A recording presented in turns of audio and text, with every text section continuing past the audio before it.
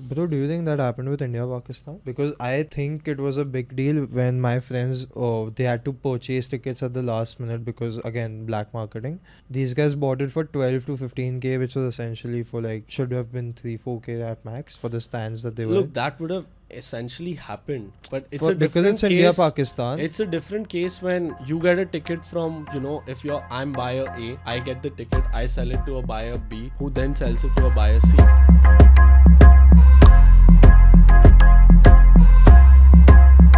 So we have a very dear friend Harsh Malkani here today, who is an entrepreneur slash banker slash model. And You got the order wrong again.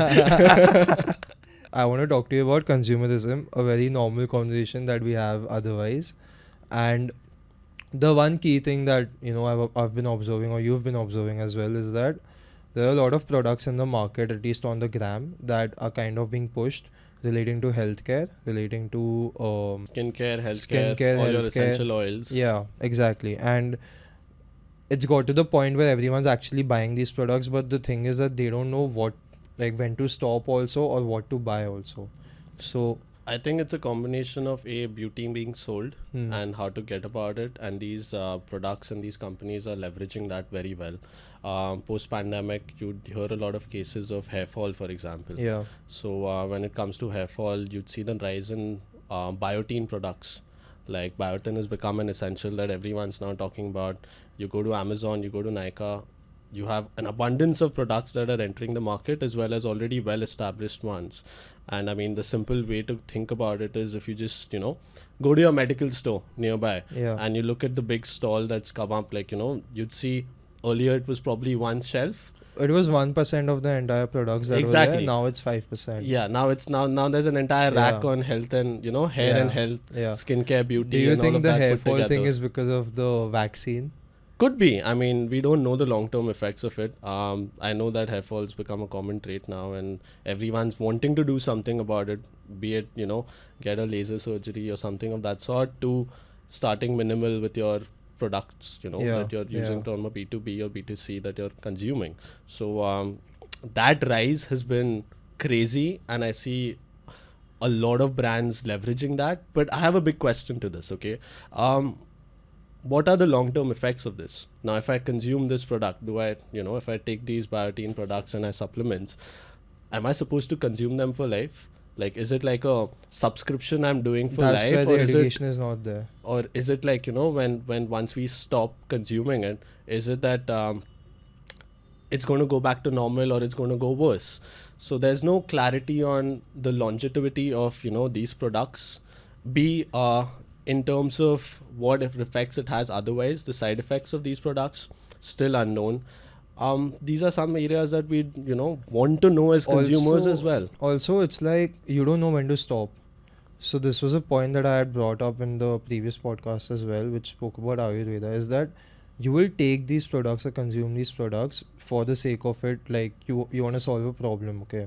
So you will consume these products, but once that problem is solved, what do you keep consuming? And if you stop consuming, are you back to square one? I mean, this is the problem that everyone's self-subscribing to it. So when you self-subscribe, you're just going about it and you're consuming it, but you don't know when to stop, how much to take, what the intake should be ideally, what products will actually suit you, what products are, not meant for you. You think this is happening in US as well, since we are copying the same model? I think we always copy the West in some way inherently. Yeah. I mean, it's down in our ecosystem that whatever happens in the West happens here eventually. Do you think this has already happened there, or do you think it's still happening in the West? I'm not too aware of it. I've seen the markets here and I've seen the rise here, which is where, I've been concerned whether I should be joining the wave and, consuming these supplements, or do I hold back and see, what the long-term effect of it is for that matter. I want to know what are some of the other products that are kind of coming up but are not actually out there. I mean, to be very honest, I have no idea about that.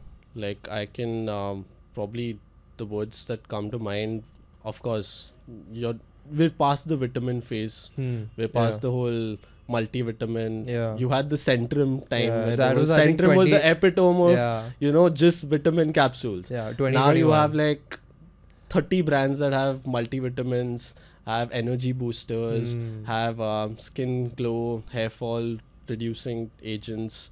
So yeah, that's about it. Even the B2C products are going crazy right now. It's all viral marketing. There's a Yeah. virality to it. With the gram being such a efficient marketplace for consumers and marketers to collide together. Um, In-store experiences have been changed because the gram, revolutionary wise, I mean in terms of advertising, changes the whole the whole But denominator. dude, that's the thing. Now it's like crowded. Like every fourth post that I'm seeing is about a sponsored post. So where's it gonna stop? Or when is That's it where gonna stop? I genuinely tend to wonder what's going to happen where, where's the saturation for Instagram? Exactly. Like, at what point will Instagram come to a point where we have so many products, but the users are limited, their time's limited. What they're doing is, putting so many products on your face. How effective will it be eventually? Exactly. Like, at some point, that effectiveness will start to withdraw. And you then see you your- tend to ask, what's the next gram? Like, over Yeah. time, we've come through a childhood where we saw, like, we went from not having phones to having phones to text messages to to then WhatsApp to no then there was like to YouTube. Actually, YouTube. to YouTube and then BBM. That Yeah, was a whole yeah. phase of life, and then came like WhatsApp, then Instagram. Just Facebook and Instagram. yeah, like Facebook was good. Yeah. It was good to know people. Yeah. But Instagram turned it around with the whole business dynamic And of that's it. the thing. Like, so there's a whole like sideline, then there's a peak, and then there's a trough. Yeah. Right. It's happened with every social media platform that has been there. Now I think since the gram started like peaking in 2016, still peaking out in 2023. When is it going to stop? So whenever I meet someone in the digital marketing space, I genuinely tend to answer this. I question this to them. I'm Yeah. like, what's next? What after the gram? And what are the answers I've usually heard? It's more about the fact that they say that it's going to stay for a long time. Why is that? Because Instagram knows the cycle that other companies have gone through, and what they're trying to do is they're trying to inculcate all those new features that come through in some other app to themselves. Yeah, they have a monopoly. They counterattacked to Snapchat. They counterattacked to TikTok. They made their reels. Reels are more viral now than maybe even TikTok would be because of Arguably. fair. It's a good question on Yeah. that one, but Yeah. the fact is they're matching head to head perhaps. True. But do you think a person who's starting out, like to be an entrepreneur of some sorts or whatever, do you think he should ride the wave or he should look for the next big thing in the coming 5 years? That's a question that even I've been You thinking of. Ride the wave if you just want to sort of want short-term benefits. If you want a business now, then there's no point of thinking about tomorrow and then trying to do something where you're going to be ahead of the curve, where you will do something but people will follow onto it much later. Yeah. Whereas if you want to have a long-lasting effect and probably sustain for a decade, then you start planning out now as to what's going to happen in 2025. Like, where do I start production of something that's going to be needed in 2025, where when no one has it, I'm the right producer for it. What do you think is going to be there? I think sports is going to be a big market. Indian. Sports is, but now the question is, do other sports catch up? Like, we know cricket is here. I Where don't are the think- other sports like? I really don't does think. football really pick up? Does other national sports come into picture? That's the good question that we'd have. So the thing with Indians that I've observed, and I might get cancelled for this, it's like, if it's not cool enough, nobody's gonna watch it. And by cool enough, I mean in urban areas, in urban cities like your Bangalore, Delhi, Mumbai. Is Indian football, really cool enough? And don't get me wrong, like people watch a lot of football. They watch a lot of Premier League and stuff, but will they watch Indian football?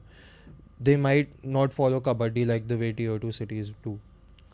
So is sports really the next big thing in India? So here's what I saw. What I saw was kabaddi did better than badminton, which really surprised me for some extent, Yeah. because the response to kabaddi in Bombay also was pretty high. Like, everyone did end up watching a few bits of it because it was damn interesting. Yeah, but nobody got imagine hooked they to thought it was that cool that they put Yeah. the whole plot in Student of the Year 2. Yeah, fair. Like if they didn't think it was supposedly cool, They would never go with that narrative. True, but do you think that people actually sticking out to it, like the way they do to cricket, or the way they do it to Premier League?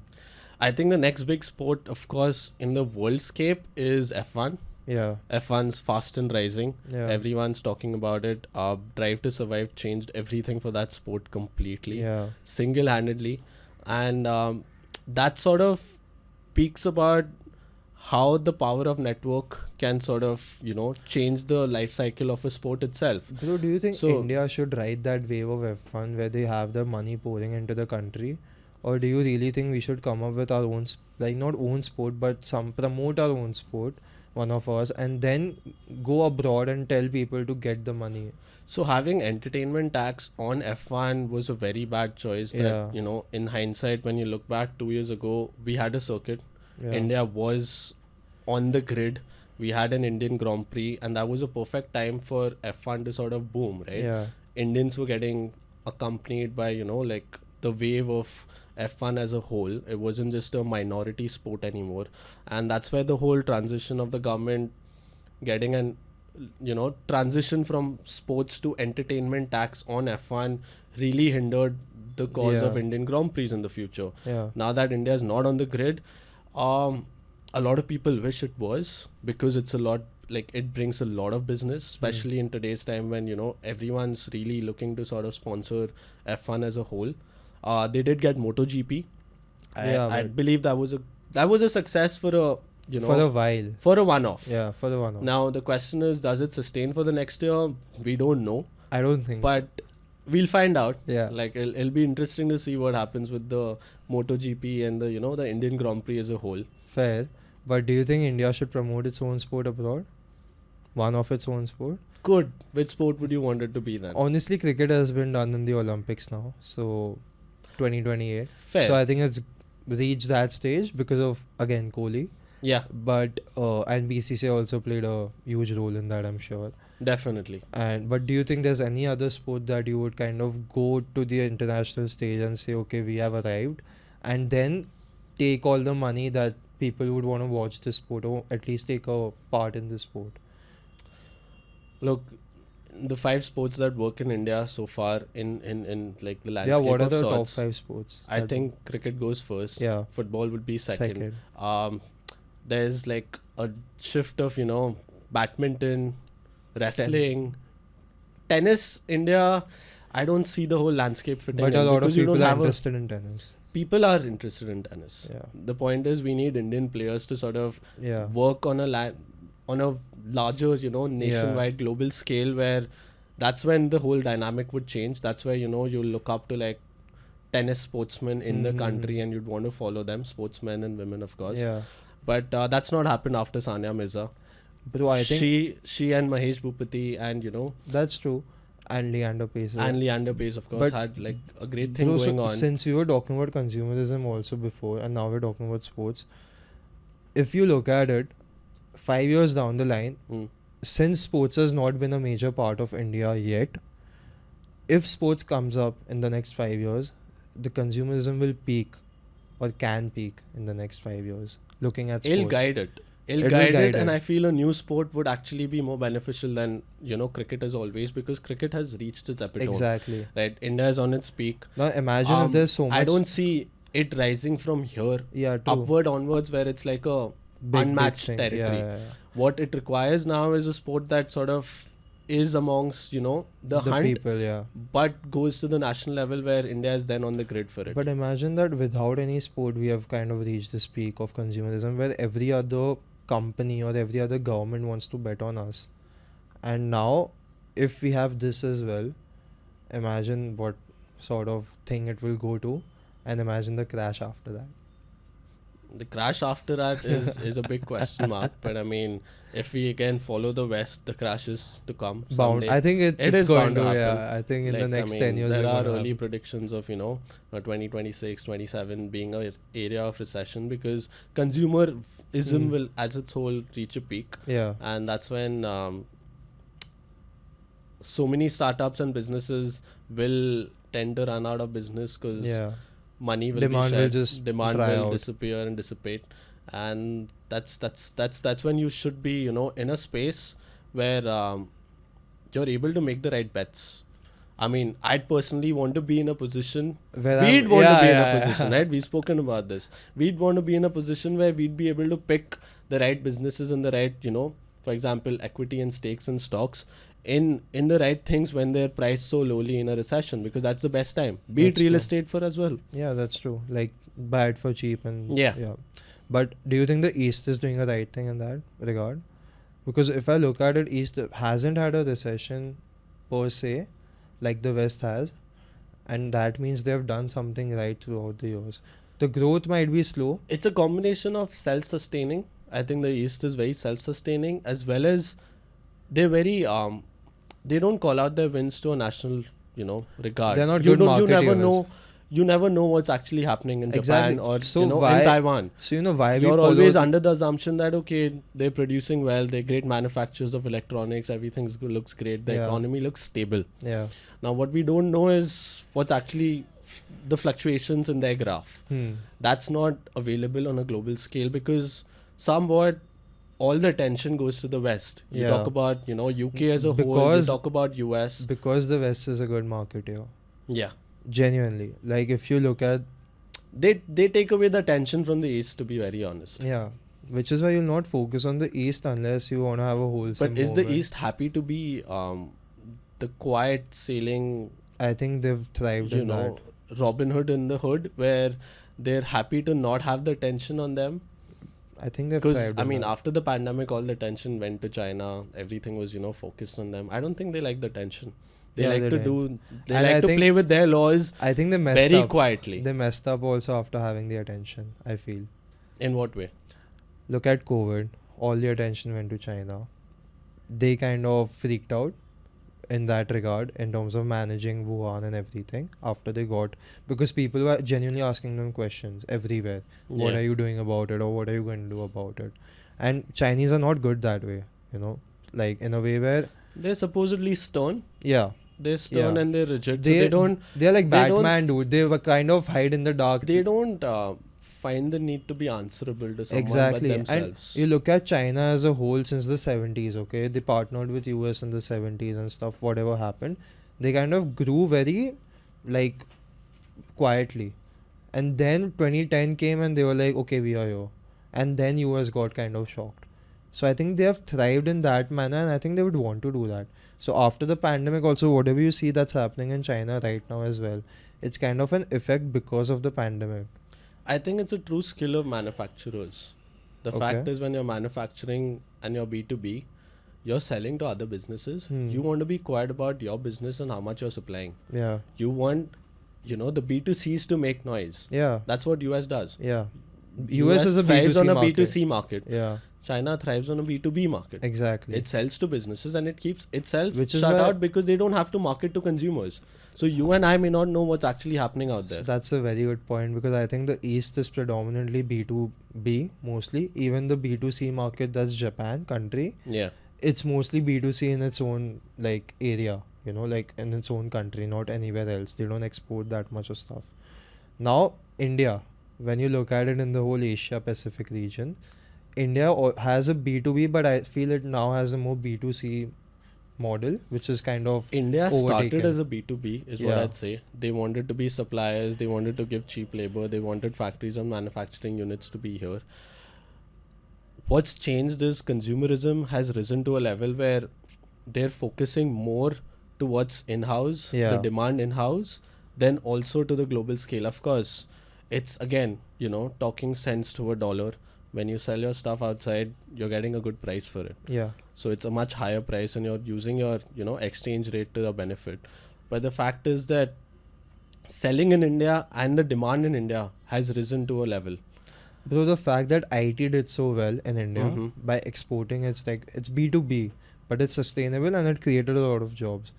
B2C, it's like anyone anywhere can kind of get on it and make money, which So inherently increases the consumption more. I think if you look at it this way, back in I did a I did a business management and entrepreneurship course, right? And back in 2018, when people used to ask me, okay, what are you studying? What are you doing? Yeah. When I said, I'm in an entrepreneurship school and I'm learning business management and entrepreneurship From ISME. from ISME. Back in 2018, I don't think a lot of people knew the meaning of entrepreneurship. Yeah. Like cut to 2020, where even your panwalas know they're technically entrepreneurs, not businessmen, not panwalas. They're without the internet, B2C was not possible in today's Exactly. time, because if you look at our like older generations, grandfathers, You parents, need to have a manufacturing unit. You need to have distribution and you need to stuff. have distribution, and then you're looking more at B2B than B2C, Yeah. because you want someone to distribute and sell Exactly. your So product, right? the You entire- can't yourself advertise, endorse and market it, because back then advertising was what? Newspapers, Yeah. word of mouth, hoardings. banners, hoardings, and that turned out to be So- very expensive. True. And if you see the things that even we learned back in school was that manufacturer to wholesaler, wholesaler to retailer, retailer to consumer.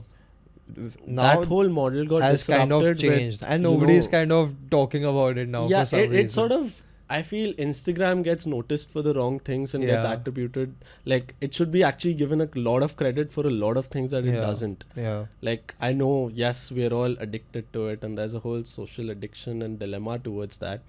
But the fact is, it's just changed the entire dynamic altogether. Like, Yeah. it's removed your wholesaler, retailer, distributor, supply chain completely Yeah. to a simple online dynamic where you're just browsing and seeing what your friends are up to, but you're also consuming at the same point the knowledge of products, the awareness of products. Thinking of supply chain, I want to take a shift here because there's some thought that's come to my head recently.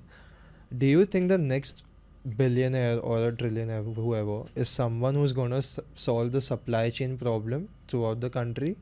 Or do you think it's someone who's going to solve the climate problem, for example?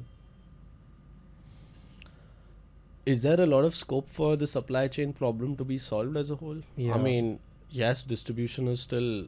You look India's at the network you look at is the Dunzos, vast. you look at everything. The major problem that they have why they are loss making is, I think, because of supply chain right now. Fair, but I think if you go back to your question, I think if you look at climate change, it's a big taboo. Okay, why? In terms of we all know our basic global warming thoughts and phenomena about it, but there's no such innovation to sort of gravitate towards what's the next big thing. So I think if someone can sort of supposedly bring a drastic change and be able to sort of market it the right way, they ought to be sitting on a pile. Okay. Fair. We've come a long way, but let's segue back to consumerism. And since we're going to talk about the trending things right now, which is the World Cup, obviously. So how do you think the World Cup is going to like increase consumption today? Increase Has consumption. increased consumption in the last month? I mean, you're watching a sport, you're interacting with something. What are the byproducts of that? Yeah. What are the byproducts of, the stadium experience? What are the byproducts of, you can look about the whole t-shirt, jersey sales, and That is that's, one that's thing. a very Yeah. simple metric to look Yeah. at. But what about food consumption habits? What about maybe, consumption of alcohol? What about consumption of, all these people go out for Snacks. screenings? So is it helping the whole restaurant business as a whole Definitely. in a festive season where people like to be at home and enjoy, house parties more than go Yeah, out? So yeah. is it adding to that dynamic as a whole? It has, So it changes a lot of things yeah. as a whole. And how do you think BCCI is kind of profiteering from this? I mean, From the whole model, from the whole World Cup? I'd say they were doing a good job except for the whole ticketing experience. Okay. I think it's a whole black hoarding model that they're following, which is a black market sale of, tickets, hoarding of tickets, supplying at a point where, they know that the prices have already been infused to a market X. The X is, of course, controlled by them. So once that goes into the multiplier effect, you're looking at a 5K ticket being sold at 40-50K now for a semi-final, which ideally should have switched hands between users. So if I bought the ticket at 5K, I was a lucky guy who got a World Cup ticket, right? I had a choice of whether going for the World Cup or perhaps selling it forward. Yeah. What they're doing ahead is they're holding these tickets. I'd assume, because I tried for the tickets and there were only barely few stands that were fully available to purchase, and they're keeping rest of the tickets when they know that it's 40-50K. Understand that the multiplier effect on it. Do you think that's how 5K ticket being sold at 40K? That's a good 8x of a multiplier. But that's the thing, now they have got the timing right. And do you think India reaching the semi-final right now? What has been done with that ticketing as well? So before India versus South Africa, there were no World Cup semi-final tickets that were held in Bombay available anywhere. Everyone was holding it, waiting for the conclusion of this.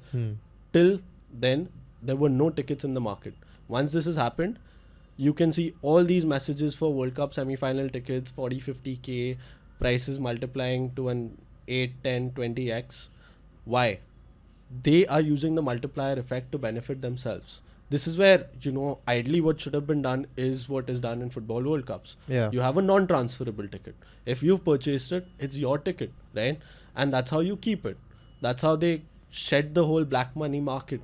But dude, that's the thing. India thrives on black money market. True, but for an organization as big as BCCI doing it, it's a little petty. Come on, I mean, it's the World Cup. Yeah. It's India after all.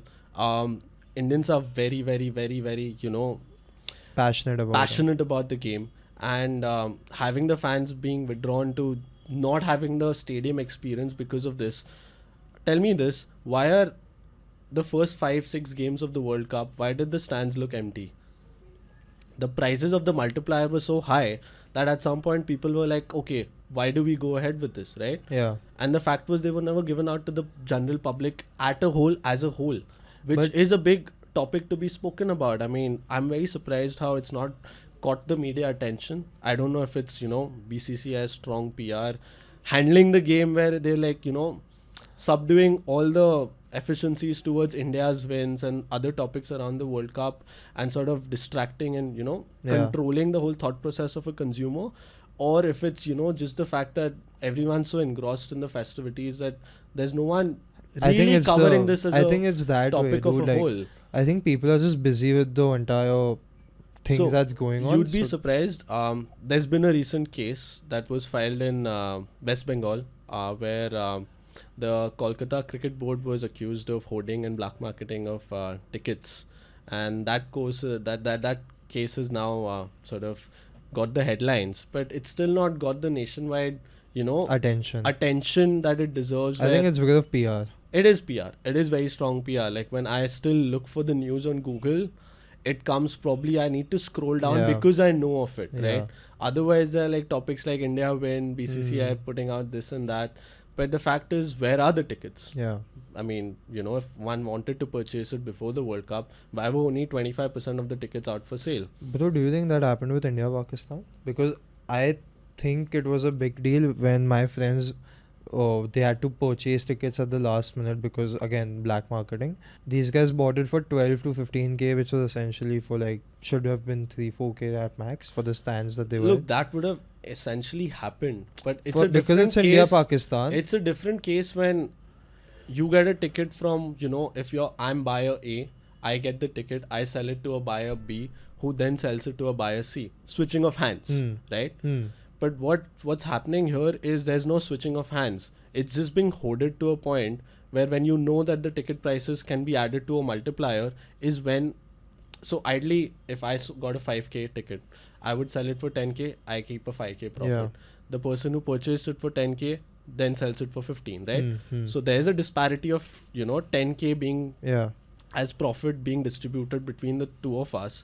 But the fact is now what's happening is that 10K is going in BCCI's or the black marketer's pocket. Yeah, I think it's both. It's both. I think and in this case, it's not just 10K. It's like, it's a good 40K on each ticket. Yeah. You think they've Imagine partnered? That's a crazy multiplier on every ticket. Do you think they've partnered? Could have. I mean, definitely. It can't I think be that so, bro. It's very obvious. It can't be that they're themselves thriving. They have ticketing partners that are offline, that are, working in these channels where they know that they'll distribute the tickets at the very end and sustain a bigger profit margin on it. Jay Shah is a smart guy. What else? What apart from ticketing do you think BCCI must be profiteering from?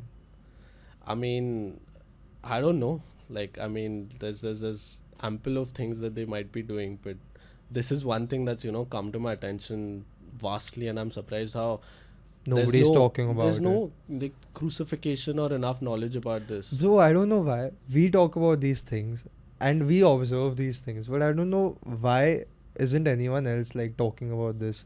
Why isn't there a viral reel about this?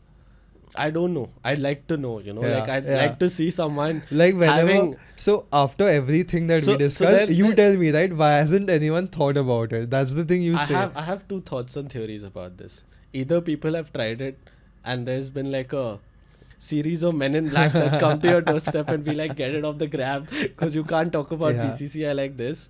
Or there's of course the other fact that, people haven't really given it a thought. They're more consumed by What's the happening? whole dynamic of the game itself, which, takes forefront. Like Yeah. it's the main primary source of, everyone's attention at this point. Okay.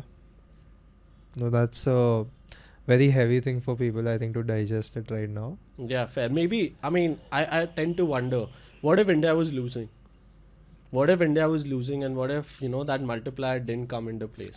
I think it would, obviously there wouldn't be a black market would thing this happening. then come to sort of light where, people would still talk about this? I think it wouldn't happen in the first place, right? I think BCCI knows for the fact that India is winning. People gonna go watch it. It's the World Cup in India after a long time, and they know that people will watch because India is winning. So, if India wasn't winning, I don't think anyone would want to go, and BCCI would know that looking at the demand. So I think they wouldn't hold the prices or hold the tickets, for that matter. Fair. Like imagine, because at the end of the day you are a corporation that has the eye of a lot of people, right? So anything that you do needs to be very calculated, and for that reason, It is, I mean, this is like a silent, how do I say? like I said, dude, Batman. I mean, it's a silent process and an assignment that's given off, and it's happening in the background of Yeah. everything that's happening around, and it never will be spoken about in the front, where you'll have nationwide journalists pointing this out. I don't know Exactly. why they don't. Yeah, Like, it is a big concern. I saw Twitter. I saw like you did. apparently Nobody. X, and there were like lot of tweets on the day of the ticketing sales that happened before the World Cup to the run up to the World Cup, and they were like, okay, why just like there are 8 stands, why is just one section of one stand being put on sale? Like, who's Okay, so accountable people have for- spoken about yeah, it. they have, but it's not going anywhere. It's going on deaf ears. People know within themselves that, okay, listen, whatever it is, it's a scam. It's just a sham that it's happening with But they are something okay. as prestigious as the World Cup. But I think they're okay with it because the emotions come into place. Ki haan, World Cup hai, theek hai, we'll. Yeah, I mean, look, We the don't prices would have anyways hiked up. If I had a ticket today, I could also sell it for 40K. The only fact that the organization is withdrawing so many other people to sort of have that experience is what's a little infuriating at times. Fair. No, that's fair. So yeah, I think we've spoken a lot about BCCI before we get cancelled. I think we should kind of end this. But yeah, cool. This was the part 1. We'll wait for the part 2 about Yeah, consumerism. perfect. Sounds good.